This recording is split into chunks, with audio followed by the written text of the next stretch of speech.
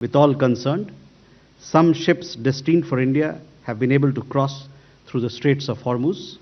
Two Indian ships, Shivalik and Nanda Devi, crossed the Straits of Hormuz and are now headed to ports in India. Each of the ships is carrying in excess of 46,000 metric tons of LPG, cumulatively 92,700 metric tons. Several of our ships remain in standby in the Gulf region. We propose to continue to remain in touch and coordinate with all concerned countries to ensure a safe and unimpeded transit for them in an effort to ensure our energy security.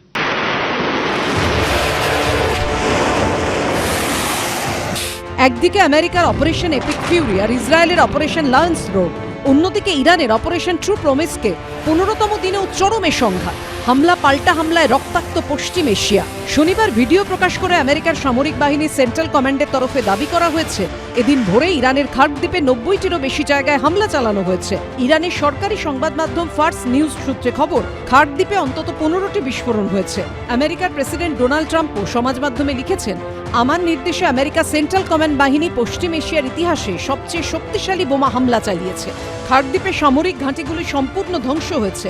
খার্ক দ্বীপে America হামলা চালানোর কয়েক ঘন্টার মধ্যেই সংযুক্ত আরব আমিরশাহিতে পাল্টা হামলা চালায় ইরান।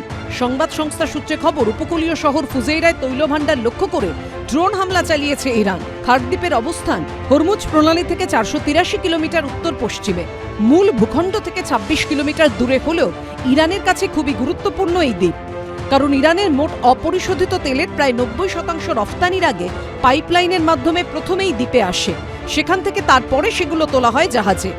যুদ্ধের আবহে ইরান হরমুজ প্রণালী বন্ধ করে দেওয়ায় বিশ্বজুড়ে অপরিশোধিত তেল সরবরাহ নিয়ে তৈরি হয়েছে ঘোর সংকট। তার মধ্যেই স্বস্তির খবর, ভারতের দিকে এগিয়ে আসছে শিপিং কর্পোরেশন অফ ইন্ডিয়ার দুটি জাহাজ, শিবালিক এবং নন্দা দেবী। সূত্রের খবর, শিবালিকে রয়েছে প্রায় 40,000 মেট্রিক টন এলপিজি।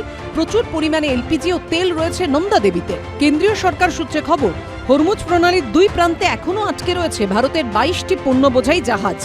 সেগুলিকেও নির্বিঘ্নে ভারতীয় বন্দরে নিয়ে আসতে উদ্যোগী হয়েছে Delhi. Some ships destined for India have been able to cross through the Straits of Hormuz. Two Indian ships, Shivalik and Nanda Devi, crossed the Straits of Hormuz and are now headed to ports in India. Each of the ships is carrying in excess of 46,000 metric tons of LPG, cumulatively 92,700 metric tons. Several of our ships remain in standby in the Gulf region. We propose to continue to remain in touch and coordinate with all concerned countries to ensure a safe and unimpeded transit for them in an effort to ensure our energy security.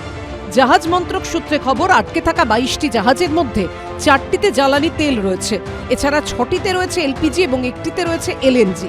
বাকিগুলির মধ্যে 1টিতে রাসায়নিক এবং 5টিতে বিভিন্ন ধরনের পণ্য। অন্যগুলির মধ্যে একটি জাহাজ মূলত ড্রেজার হিসেবে কাজ করে। এছাড়া একটি জাহাজ খালি ফিরছে, বাকি 3টিতে রক্ষণাবেক্ষণের কাজ চলছে।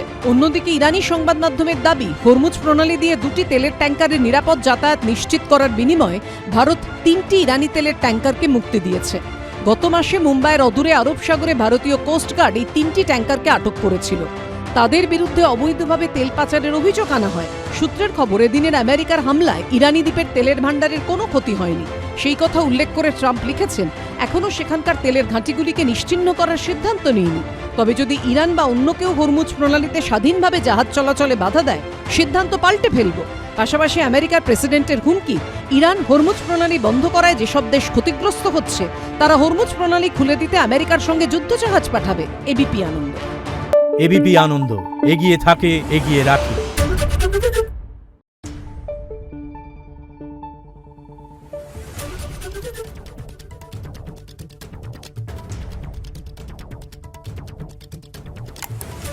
Thank you.